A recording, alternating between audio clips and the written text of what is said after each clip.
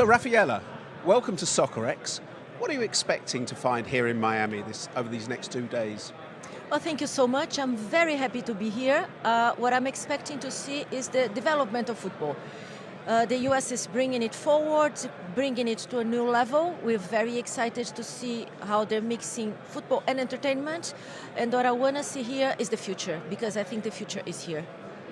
You've just been speaking on a panel about the role of the agent. With the way football has developed so much and so rapidly, has the role of the agent changed a lot over the years? A lot. There's no space anymore for the one-man show. It's time of the agencies and not of the agents anymore. The agents need to understand that what is required by players today is bigger than one person alone. The knowledge of one person cannot be enough to give support to all areas that are needed. Not only that, the amount of opportunities for players today on and off the pitch are so big that if you want to give the player their best chance, you need as an agent to understand that this is not about you, and you need to be humble enough to know that you need to be able to offer a very, very solid structure that will give the right advice, but also will find the right opportunities. Not because the players are not able to do this by themselves, but because it's not their job.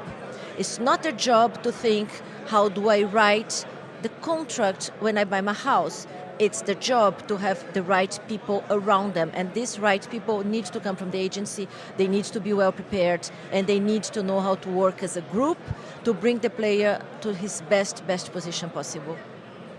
Yes, and of course with emerging markets, the US, Saudi Arabia and other countries, China a few years ago, is it difficult to inform players about where next to go for their careers? Do you have to balance maybe the commercial opportunities in a league like the Saudi Pro League with what might be on offer in their own country, for example? It's funny because I believe in the Saudi project as much as I believe in the MLS, but I believe in the Saudi project because I think it is a real football project. I don't think it's a commercial project only. I think there is all the will in there to really develop football for that country, but above all for that area. And when I would advise a player about Saudi or about the MLS or about emerging markets or maybe about going back to Brazil, where I come from, it is really about where you are at that moment in your career, what will be good for you and what will help you achieve the best performance you can achieve at that moment. And then people will make jokes at me and say, yeah, but it's about the money that you go to Saudi. Can be that some people are doing this for that reason, but personally, I don't think that's the reason why you should make the choice.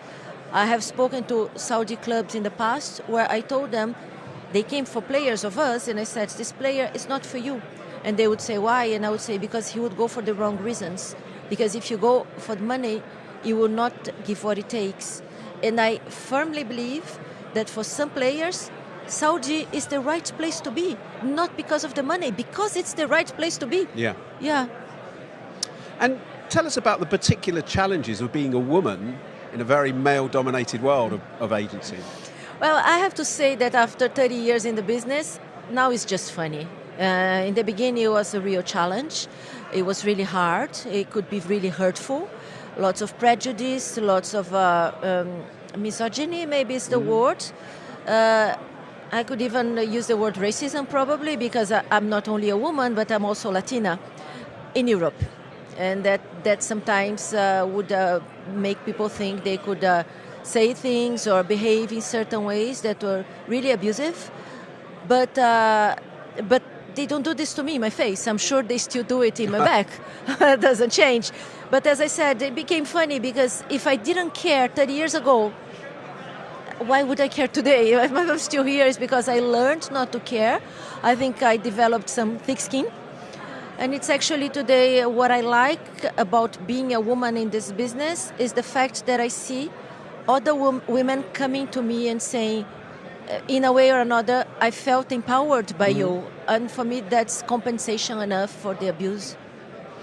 And then finally, given the rise of social media and the intense scrutiny on players, everyone wants to know everything about them, how has that relationship with the agent and the player, where is that going in the future? Closer together? It's interesting because when I started this business, there was no social media. There was hardly media, maybe, because I mean, a player would play, and there was not so much interest from the public beyond how he was performing. Mm-hmm. Nobody cared what he ate. Nobody cared how a player dressed. If you take pictures of the Golden Ball ceremony 20 years ago, it's like kids in jeans and their sponsor shirt, and they would just go there and have the expectation to win or lose or whatever. But it became also an event. There's much more interest today in the personal life of everybody, right? And also of the players. So that changes the dynamic of how also to manage the emotional part of it. And as per us, of course, there's more interest, there's social media, there's so much more happening that I think I go back to the idea of the agency. We need to have the proper tools to provide the player his needs at that moment, at that age, at that phase of the career. The relationship will always be personal. It's like when you have a doctor or when you have a dentist. You want your doctor to take care of you. And that's basically that. There needs to be empathy, there needs to be a connection. And when I start working with the player, I always say, maybe through the years we'll become friends, maybe we'll become family. Maybe we'll stop at, we are two professionals dealing with business. It's good enough. It depends where this brings us. It will be good enough in a way that you should never enter this business as an agent with this expectation. Oh, the player will be my family. I see some agents frustrated with that because the expectation is wrong. I am a service provider. If I can have the privilege of also then becoming friends and then maybe becoming the one your player goes to when his wife is pregnant and he wants you to know first, or when he gets a divorce and he wants you to know first, it is an honor. And I hope it develops that way, but if it doesn't, it's also okay. Fantastic. Rafaela, it's been fascinating talking to you. Thank we you could so spend much. all day, but you've got a lot to see at SoccerX, haven't you? Thank you for your time. Thank you. Marvellous.